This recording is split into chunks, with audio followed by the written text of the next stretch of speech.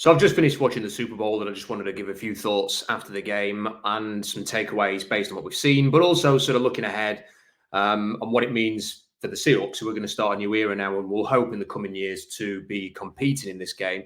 Well, look, first of all, what else can you say about Patrick Mahomes? The San Francisco 49ers are, in my opinion, a better football team on that evidence than the Kansas City Chiefs. And yet, one man, and he didn't do it alone.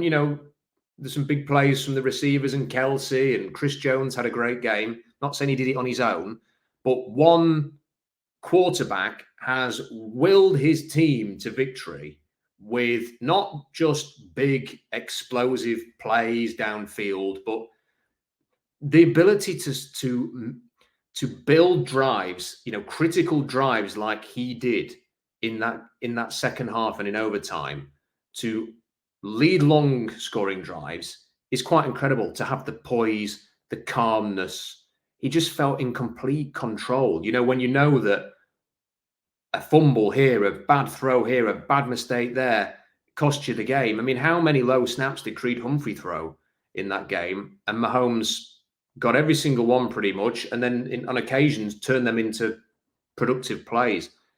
He's a legend. And every NFL team, we can sit here and we can say, what kind of team do you want to be? How do you want to build? What's the best way to win? For the next few years, whoever beats the Chiefs with Mahomes is going to win the Super Bowl. Like, how can you say that? That's what happens now. They've won 3 out of the last 4, and the one that they lost, they were in the Super Bowl. You are going to have to beat this guy. And I think what we've seen today is that, it's doable, and there are multiple ways to do it. Like, if the Niners had just committed to the run game in that second half, I mean, look what they did in overtime. If they just leaned on Christian McCaffrey a bit more, I think they would have won that at a canter. They had the game in complete control. And I don't know why they didn't just sort of lean on McCaffrey and go that way. They let Mahomes hang around, and he said, "Well, he'll take it," and he ran with it, and they won the game. And look, the Niners kind of were in that situation, weren't they, in the playoffs against Detroit? The Lions let the Niners hang around when they could have put the foot on the throat. The Packers did the same thing. They should have run the ball in the second half a lot more, and they let the Niners stick around. And now it's come back to bite the Niners, from that experience, and they have lost. As a Seahawks fan, it's satisfying to see the Niners lose as a division rival. But I just, I'm almost not as bothered about that today. I just think Mahomes is fantastic, and that's more the main thing. The main takeaway from me is just the brilliance of Patrick Mahomes. So, broadly, what does it mean for Seattle? I think the first thing that I'd say is sort of the impact it's going to have on the Niners. The Niners have got players who are towards the back end of their careers. Trent Williams is a good example. And then they have other players who, they've gone over, maybe they're in their peak or maybe coming towards the end of their peak. I'd probably put Kittle in that regard. You've got players like Deebo Samuel who are getting banged up. They are going to have to pay Brock Purdy in 12 months to keep him. So they're going to lose that advantage of having a young quarterback. I do think it's significant that in this window that they've had, with all of these great players and with all of these great moves that they've made, that they haven't won a Super Bowl. Now, I'm not suggesting for a second that this is the end for the Niners, or that they will come back next year and will be a far weaker team. They might be spurred on by this and keep going. But it's just hard as a team to keep suffering misery at the end, getting so close, and then another year of effort is gone and you haven't won the thing. And what is that now? 2 Super Bowls, 2 NFC championships in the last 4 years. Eventually it will, you'd think, take its toll. And Kyle Shanahan's got a huge coaching job on his hand now to bring them back again, to get them back into position to win again. The Rams, you would think, are going to be stronger next year. You would hope that the Seahawks are going to be a different proposition with coaching changes. But whether they're a serious challenge to the Niners or not next year remains to be seen. There's a lot of water to go under the bridge yet. But it does make me think, how much more can this Niners team keep doing this at this level to be a top NFC team? And are we getting to a point now when they might have to pivot to some extent in the same way the Rams have done? Or, and I don't think they're there yet, but I don't think it's a million miles away. Or is it going to be that, a couple of other teams might rise now, whether that is Detroit, who almost beat them, Green Bay, who almost beat them, Dallas, LA, Seattle, whoever it is, Philly. Is there going to be another team that becomes the cream of the NFC, which, even though they haven't won a Super Bowl, I think it's fair to say the Niners probably have been over the last sort of 4 or 5 years. So, that's I think an interesting thing for the NFC West. I don't really know what to think in terms of Seattle's build under Mike Macdonald from this game, because as the game was sort of going on, as we got to half time, I was thinking, wow, I know what the reaction is going to be. Look, they are dominating this game in the trenches. Mahomes is pretty much a side story at the moment. And we're going to come out of this and everyone's going to be saying, look, Geno Smith can do the Brock Purdy job. The Seahawks have got to invest everything in the trenches. And then in sort of the second half and overtime, you do see the value of brilliance at quarterback and sort of just putting it on his shoulders and him driving you forward and leading and scoring. And look, I'd even say from the Niners' point of view, I thought even though Kyle Shanahan perhaps got his game plan wrong in the second half and should have run more with Christian McCaffrey, they still had some very key, important long drives themselves to make sure it got to overtime and then make Mahomes go and have that drive at the end. So I think basically my main takeaway is that there are lots of different ways to win. And you've just got to maybe play the cards that you dealt. And yep, you could aim to build the trenches and have a loaded roster. I think that takes a longer time. I mean, it's taken the Niners a long time to build this team. I think you've got to be lucky with trades. The big trades have got to be there for you. Christian McCaffrey, Trent Williams. Then you've got to be the ones who pull them off. That's probably what the Seahawks benefited from with Marshawn Lynch, and the Niners have benefited it from that with those two guys in recent years. So it takes a long time to build a team that way.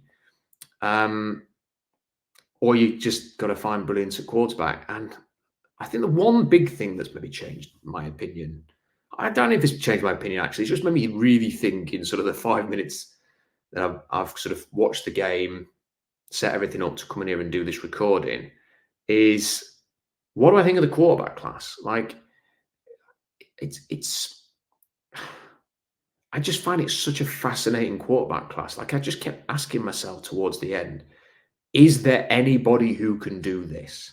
I know that's holding an unrealistic standard. Is there anybody who can do what Patrick Mahomes can do?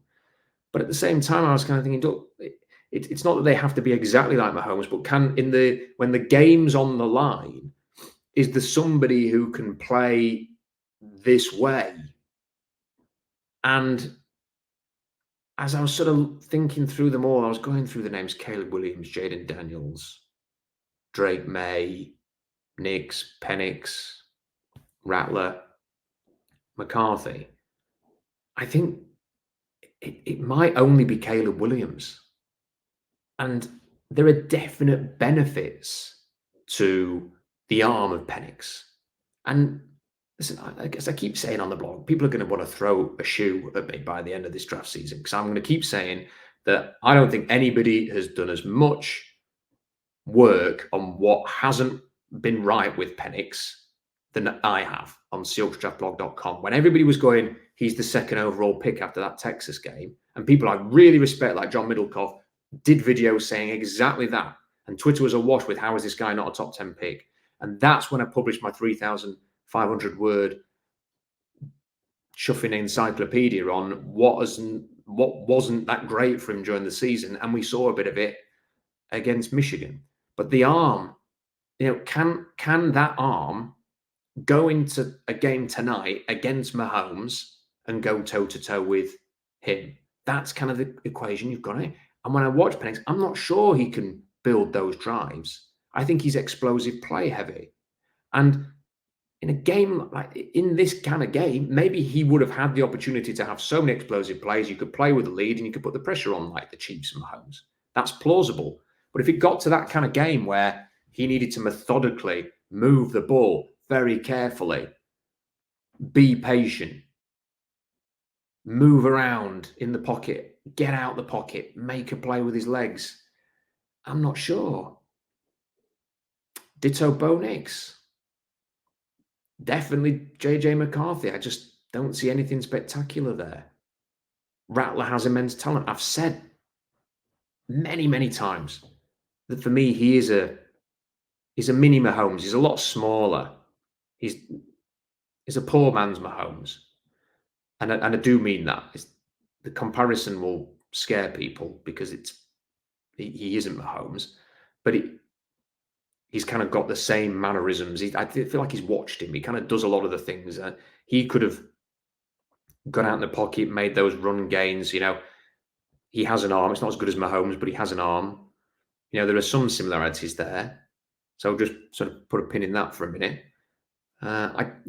Daniels is a totally different player. He's more like Lamar Jackson, who has been able to win 2 MVPs, but hasn't been to a Super Bowl in his career. Drake May, he couldn't do that. It's watching something like that makes me think, well, why would you take Drake May in the top 10? Because he's never going to, he's like, for me, like May's like highest thing is to be a more athletic Jared Goff. And I don't know, maybe you're happy with that. I don't know. But then there's Williams, and Caleb Williams can do the things that we've seen from Mahomes tonight. And that's why if I'm the Chicago Bears, having watched that, there's absolutely no way on earth I'm trading that number 1 overall pick. And if I'm any team who hasn't got Patrick Mahomes, or maybe 2 or 3 others who they believe in this league, I'm trying to find out how much it'd cost to trade up. And if Chicago even answer the phone, which I wouldn't if I was them, they should be asking for as has been reported, a world record amount to trade, because he is the one guy, I think, who can do this, we've just seen. So having said all of that, it makes me kind of wonder, well, what do you do? Because you can wait forever and never find someone who is as special as Mahomes. And this is part of the problem, I guess. And this is, I suppose, it's part of the problem, but it's also why I've got confidence in John Schneider. And I'll give him people always go, well, he didn't draft them though, did he? But, Schneider, there's other argument, because reportedly he wanted Andy Dalton in 2011, and that's very different to the names I'm going to mention now. But they didn't take one in 2010, quarterback that is. They didn't take one in 2011.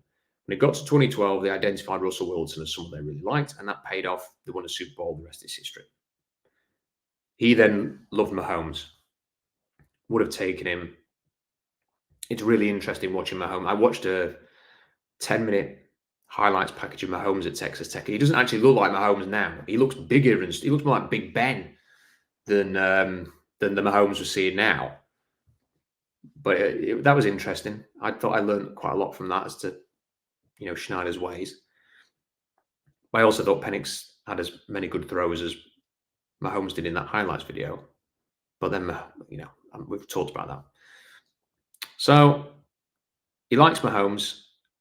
Chiefs trade up. There was never any chance of getting him. He likes Josh Allen. Now, Josh Allen showed pre-draft. It was hard at Wyoming. He showed pre-draft in the Senior Bowl. I remember that Senior Bowl game like it was yesterday. It was just sensational. And then at the Pro Day, he had special physical tools.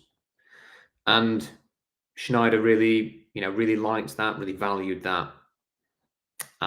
Was reportedly willing to trade Russell Wilson to the Browns for the number 1 overall pick with intention of drafting Josh Allen. And then we've got a long period. We've not heard anything about quarterbacks. The Seahawks have obviously picked in the top 10 and the top 5, and have had a whole bunch of picks and have not seen anybody, you would assume, that sort of tickles John's fancy, to put it that way.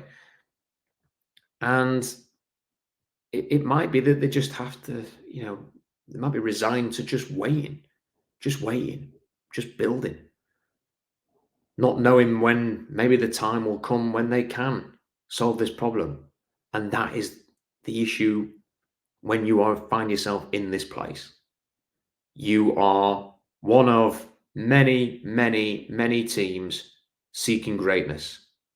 You build your team, and that's the thing to do, but you are never bad enough to be in position to get the Caleb Williams. And I just think it's going to be rarer and rarer these days to find that diamond in the rough, that Mahomes who ends up lasting to 10th overall and the Chiefs trade up for him. And it doesn't cost them, 3 firsts and 2 seconds. It costs them like an extra first to move on. It's hard. It's really hard. And I think there are 2 ways to do it. Like I say, I think either you just build your team and you wait, and maybe John thinks, hey, Quinn Ewers in a year's time, great. But maybe Quinn Ewers will be the first overall pick next year. And then what do you do? Or top 5 pick. And the only thing you do is you take shots. You draft one every year. We draft one every year until you find the guy. Take a chance on trades. But if you're going to do that, you can't take one in the first round every year. So I must admit, as I was thinking a little bit here tonight and what the Seahawks might do in this particular draft, I started to think maybe, you rather than take one in the, I think they're going to trade down. I think they haven't got enough stock, in my opinion, to satisfy John Schneider. I don't think there's going to be somebody at 16 who's going to have to have this guy, take him, don't think anything of it. We'll see you in the 3rd round. I don't think that. I think they're going to trade down and get more stock. The question is going to be, can they trade down far enough to get it back into the 2nd round? My scenario is that the Packers move up from 25 to 16 to get tackle, and you get one of their 2 second rounders. It makes a lot of sense. If not, maybe you get another 3rd or whatever. And then when you're in the back end of the 1st, maybe you would consider taking one. But then there's going to be good interior offensive linemen there. That could be somewhere, if you're picking in the late 20s or the 30s, it could be somewhere where someone like Tavondre Sweat maybe works for you. I don't know. So, and I mentioned, people, because I don't want to mention the defensive linemen. There are others as well, but, that could be where Jackson Powers-Johnson's going to go. Jackson Powers-Johnson should not be the number 16 pick, by the way. That he's not worth the number 16 pick.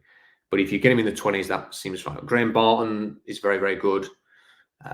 So is Fatanu from Washington. There's options there. There's definitely options. So maybe you do that. And then if you do get back into 2nd round, you take quarterback then. That is something that Green Bay used to do, even when they had Aaron Rodgers, took Brian Brom in the late 2nd round. So if Penix is still there, you let the draft come to you. You maybe take him there.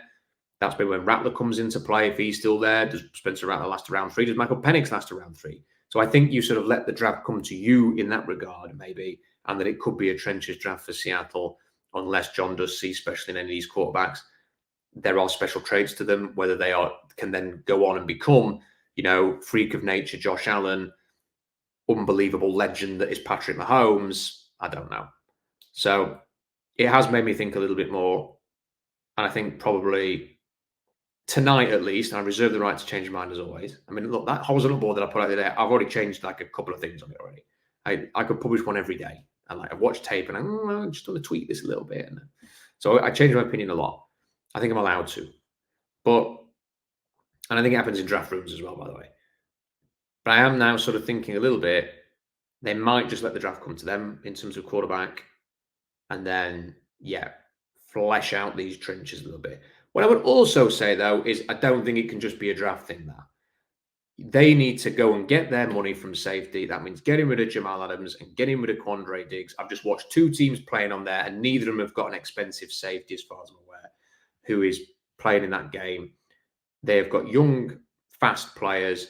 Go and get a Malik Mustafa. Go and start Julian Love.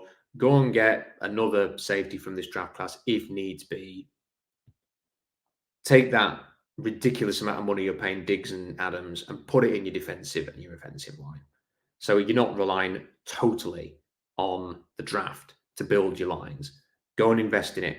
If you've got money in those 2 lines there, and you've got money at weapons and at cornerback, and they've got a good cornerback in Devin Witherspoon now. Hopefully Tariq Woolen can come back. I refuse to call him Reek. I think it just reminds me of Game of Thrones, and it's a ridiculous adjustment because Tariq's a good name. And hopefully Mike Jackson comes back for depth, but that's what I want to see him do. So don't just make this a draft thing, make it a free agency thing as well, and get your money into those lines, because you're going to need a bit of that. Like Chris Jones there practically held that defense up on his own. So go and bring Leonard Williams, but I'm not saying that Williams is Jones, but that's as close as I think you're going to get. So go and get him, and then maybe think about investing at guard or center in the veteran free agent market before you even start to get to the draft. That would be my recommendation. Anyway, Chiefs are Super Bowl champions again. They've done what the Seahawks couldn't by winning back-to-back. What did you think of the game? What do you think of my thoughts on what it all means for the Seahawks moving forward? Even if you just want to bask in the division rival losing, or if you want to praise Patrick Mahomes, leave a comment because it definitely helps the channel. Like the video, subscribe, loads more videos on the way. Streams coming this week as well, so stay tuned for that. Hit the bell for notifications to know when we are going live or when any new videos pop up. SeahawksDraftBlog.com for more analysis. Until next time, bye for now.